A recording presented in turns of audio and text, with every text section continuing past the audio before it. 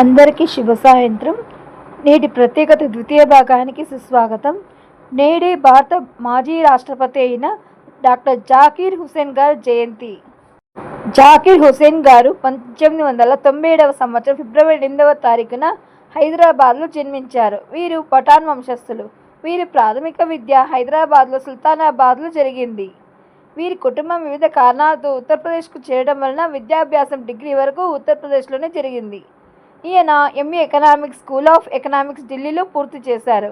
PhD economics జర్మనీలోని Berlin యూనివర్సిటీలో పూర్తి చేశారు.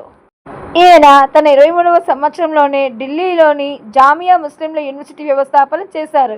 ఇంత చిన్న వయసులో ఇలాంటి చేయడం అరుదైన విషయం. జాకీర్ హుసేన్ గారు మహాత్మా గాంధీ, జవహర్లాల్ నెహ్రూ లాంటి గొప్ప నాయకులను మార్గదర్శకంగా తీసుకుని స్వాతంత్ర సమరంలో పాల్గొన్నారు. ఈయన ముస్లిం అయినప్పటికీ జాతీయ భావాలు ఎక్కువగా ఉండేవి. మహిళించేవారు కానీ జిన్నా వీరి ఆదర్శ భావాలను మెచ్చుకునేవారు. స్వాతంత్రం వచ్చిన తర్వాత ఉత్తరప్రదేశ్లోని అలీగఢ్ ముస్లిం యూనివర్సిటీలో ఎక్కువగా గొడవలు జరగడం వల్ల జాకీర్ హుసేన్ గారి అక్కడ వైస్ ఛాన్సలర్గా పంపారు.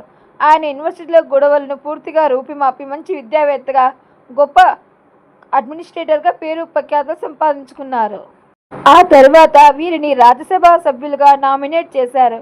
1 సంవత్సరం తర్వాత వీరిని బీహార్ గవర్నర్గా పంపారు. 5 సంవత్సరాలు గవర్నర్గా పనిచేసిన తర్వాత భారతదేశానికి ఉపరాష్ట్రపతిగా ఎన్నిక చేశారు. భారత ఉపరాష్ట్రపతి రాజ్యసభకు కూడా చైర్మన్గా ఉన్నారు. హుందాగా, అర్థవంతంగా, ఫలప్రదంగా చర్చలు జరిపించేవారు.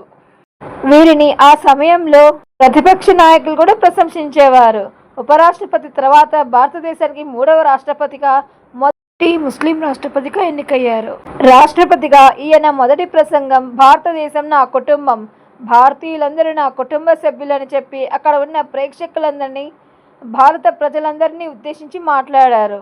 జాకీర్ హుసేన్ గారు తమకున్న వ్యక్తిగతమైన ఆస్తి మొత్తానికి భారతదేశానికి ఇచ్చేశారు.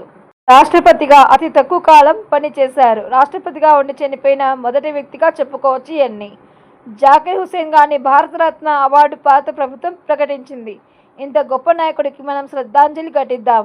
వ్యాసం పంపించిన వ్యాసకర్త కేలం ఆదినారాయణ గారు, మాచర్ల.